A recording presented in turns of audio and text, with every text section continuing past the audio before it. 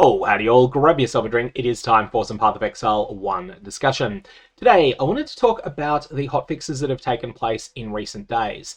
There's been a couple of really important ones dealing with certain one-shots, some of them more esoteric, like Hotfix 6, addressing some of the Domination Scarab of Apparitions one-shots, and some more significant ones in Hotfix 7. On top of this, there's been a couple of much more controversial changes that have resulted in Doryani's prototype on Mercenaries becoming much better than it was when 326.0c was last discussed on this channel. Anyways, let's start with Hotfix 7. We'll start with the good stuff. Mercenaries lot unique gloves. These are kind of funny. These got changed in 326. These got a buff when players wear them, and they were moved from the drop anywhere loot pool to be something that you could only get by taking them from a Mercenary of Trathus. Now, the new line of text on these was the one that caused all the problems. 8% of damage from hits is taken from marked target's life before you. This is an 8% pseudo-reflect that ignores all sorts of things that prevent the player from taking reflected damage, and that works on chaos damage as well. Doesn't work on damage over time because it specifies hits, but for a lot of builds, this was something that would just result in a one-shot with no feedback as to why it happened. Unless you'd recorded footage of your fight with the Mercenary, you couldn't even check afterwards why you died, because you were no longer able to see what gear that Mercenary had. So Mercenaries lot, this has now been fixed. It's still buff when players have got it, and it is now completely banned from appearing on Mercenaries. It's not just that it's no longer going to be only available that way, but it will just never be found on a Mercenary again. On top of this, the other one-shot fix that's present in this relates to tier 16.5 maps, aka Zana Influence, Memory Influence, Gommage Influence, whatever you want to call them. These maps had a few monsters that were just one-shot machines. Now, Grinding Gear Games' intention with these is that they're meaningfully harder than 16s, meaningfully easier than 17s. Prior to this change, I feel like they were harder than 17s, at least the Trash Clear phase. You're getting one shot in ways that you just don't in 17s. It's going to take a bit more testing to see whether the one-shots are completely addressed here, or whether it's just most of them that have been addressed, but this is definitely a step in the right direction. Other than that, the changes in Hotfix 7 are pretty minor. They're not going to come up very often. Hotfix 6 is next, and this has one thing in it that addresses a much more esoteric one-shot. This relates to Apparition Shrine buffs from Domination Scarab of Apparitions. These have had their damage nerfed towards players only. When the players have these apparitions, they still do full damage. I'm honestly surprised these weren't more thoroughly reworked in 326.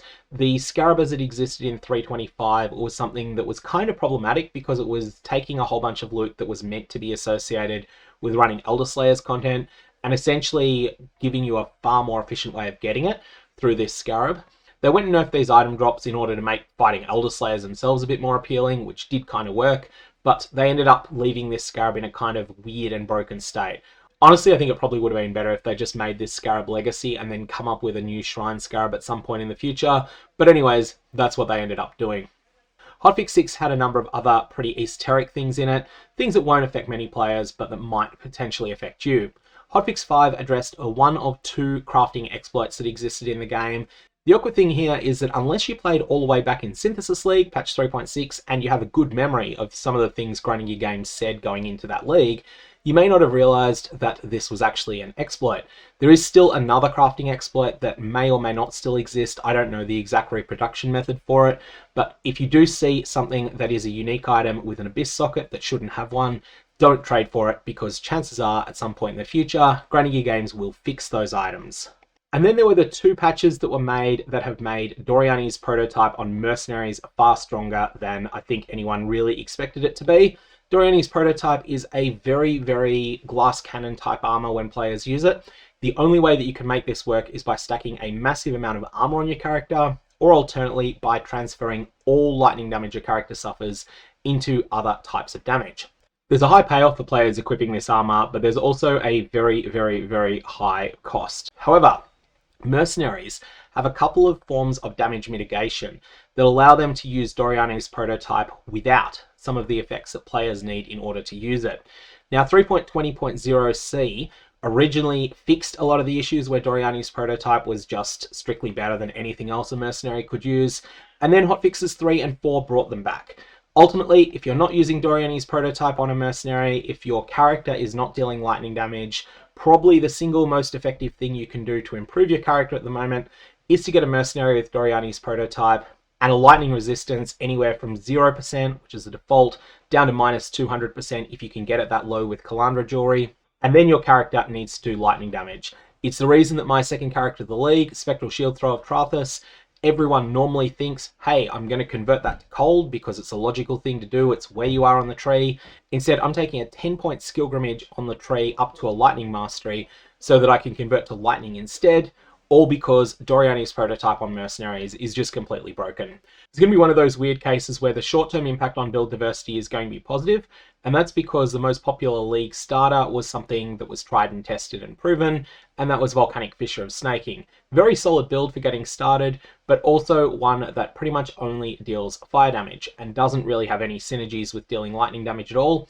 What this means is that when a new option comes along that allows you to do monstrously more damage on any build if you deal lightning damage instead, well, instead of playing the mechanically best slam, Volcanic Fissure of Snaking, and just making do with the fire damage that you've got, you probably instead play a slightly mechanically weaker slam like Earth Shatter, and you then deal lightning damage by lightning converting with it, and your Mercenary is then the damage amplification that you've got, because doing this is going to deal more damage on a 3-link than a Volcanic Fissure of Snaking setup will deal on a 6-link. This is going to mean that in the short term, there'll be more build diversity, but over the long term, I think basically anything that's not base physical damage or base lightning damage is going to feel relatively unplayable because the damage will be anemic compared to what you can get if your Mercenary is wearing Doryani's prototype, has all of the upsides of Doryani's prototype, but completely ignores the downsides because they're just so tanky.